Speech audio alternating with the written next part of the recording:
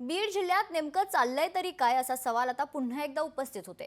उमा किरण संकुलमध्ये एक धक्कादायक घटना घडली आहे। क्लासच्या ऑफिसमध्ये शिक्षकाचं विद्यार्थिनीशी अश्लील चाळे पाहायला मिळतात। सर्व संघटनांच्या वतीनं बीड बंदची हाक पुकारण्यात आली आहे, तर खासगी क्लासेसवर निर्बंध घातले पाहिजेत। राष्ट्रवादीच्या महिला जिल्हाध्यक्ष प्रज्ञा खोसरे यांनी अशी मागणी केली आहे।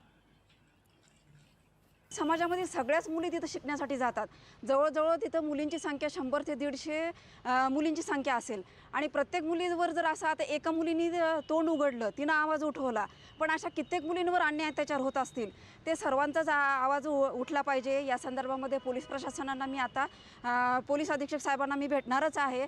त्या संदर्भामध्ये सगळ्या काय लेखाजोखा आहे तो सर्व मी घेणार आहे आणि याच्यामध्ये जो आरोपी असेल त्याला कठोरातली कठोर शिक्षा झाली पाहिजे। आज बीडमध्ये उमा किरण संकुलमध्ये जी घटना घडलेली आहे त्या घटनेचा सर्वप्रथम मी निषेध करतो आणि उद्या स्वाभिमान संघटनेसह अन्य संघटना यांच्या वतीनं उद्या शैक्षणिक बंदची हाक आम्ही दिलेली आहे आणि या शैक्षणिक बंदमध्ये सर्व शाळा, कोचिंग क्लासेस यांनी बंदमध्ये सहभागी होऊन या निंदनीय घटनेचा निषेध नोंदवावा, यासाठी हा बंद उद्या पुकारण्यात आलेला आहे।